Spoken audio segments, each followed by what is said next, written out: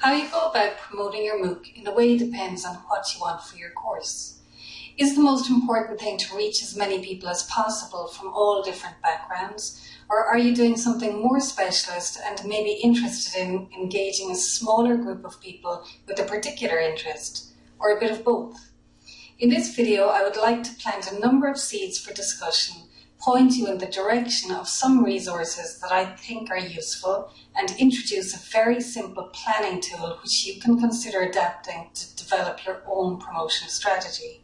If we're talking about attracting massive numbers of learners, a good starting point is to probably consider again the platforms discussed in the last section. Jorn spoke about one of the advantages of running your MOOC on an established platform in the context that this allows you to get into the marketplace where millions of people who are interested in learning online will come and can find you more easily than if you go it alone. I don't have exact figures, but the combined total of people signed up to the major MOOC platforms runs into tens of millions. Many of these MOOC platforms have invested heavily in their brand, so are likely to continue attracting more and more potential learners to their websites, which can be a huge help when you get to recruiting people for your own MOOC. Though you should be aware that not all of them accept any course, and you would need to look into this to find out what are the requirements for getting your course accepted. Another way of getting large-scale visibility for your course is to promote it through a MOOC aggregator.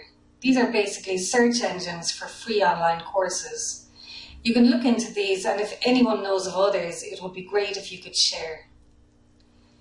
If you decide to run your course on your own platform or your organisation's platform, or even if you would like to supplement promotion activities carried out by a branded platform, there are a number of things you could consider when developing your promotion strategy.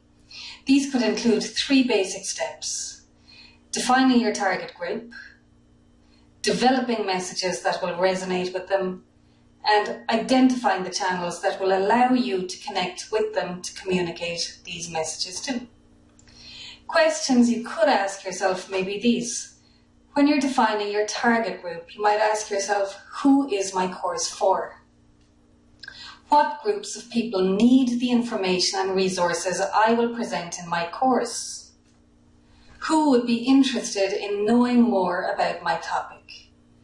Once you have defined your target group or groups, you might think about how you can get these people to understand how your course will benefit them.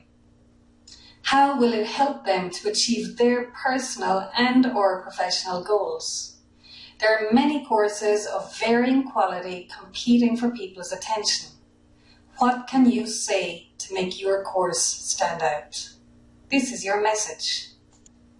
Next, you might think about how you can reach the people or the target groups you've defined and communicate your message to them. You might start by asking, who do you have access to through your own personal network, your professional network, your community, local and national networks, your social media networks, etc.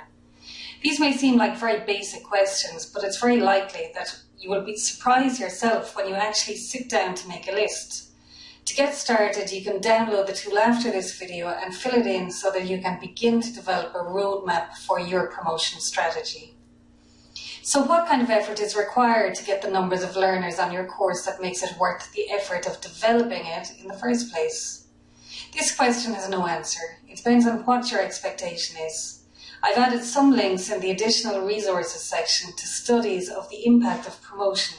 Basically, you could estimate that if you send a message to 100 people, you'll do well if 10 people hear or read it, and of these if 1 person takes action.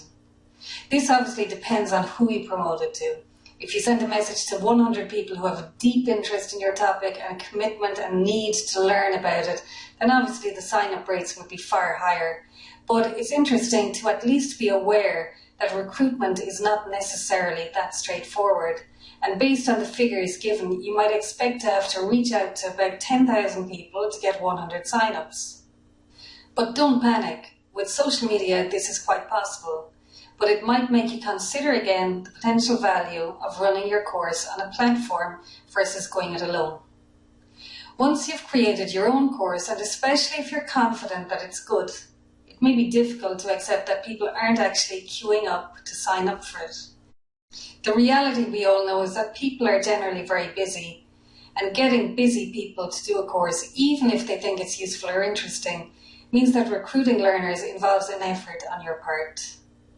In this MOOC, which is quite specialist, we decided to take a somewhat scientific approach to looking at the effect of promotion. For the first delivery, we did no promotion beyond some personal outreach by the course team, setting up a website and a blog, but with no real concrete promotion strategy. The result was that about 80 people registered from about 10 countries with low engagement in the first 2 weeks. For this second delivery, we decided to again pursue a go-it-alone strategy using the edX Edge platform, which is a test platform without the promotional support of edX proper. But we took a more strategic approach to identifying our target groups, developing messages and pushing these out to the best of our ability through the channels identified. At the time of recording this video, we have 300 people signed up from 47 countries and good engagement over the past 2 weeks, with a majority of people watching the videos and lots of interesting discussion threads. So for us, this is interesting as it proves that a more strategic approach to promotion works in 2 ways.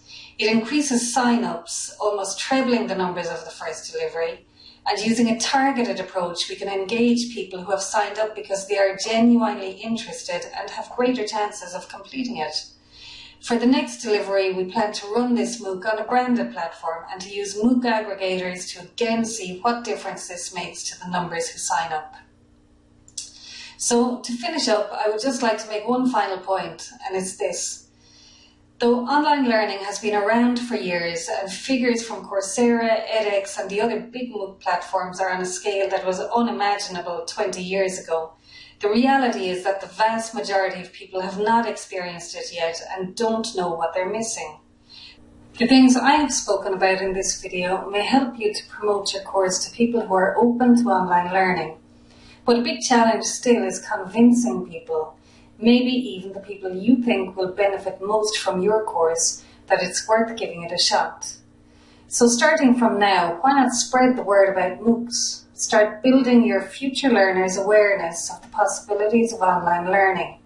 This could well increase the chances of success of your course when you are ready to start promoting your own MOOC. So I hope this video has been useful. I would really like to hear what you think, and please do share any experiences you have had promoting your MOOCs in the past or ideas you have for the future. Tell us too about things that didn't work. These are not failures, but rather learning opportunities.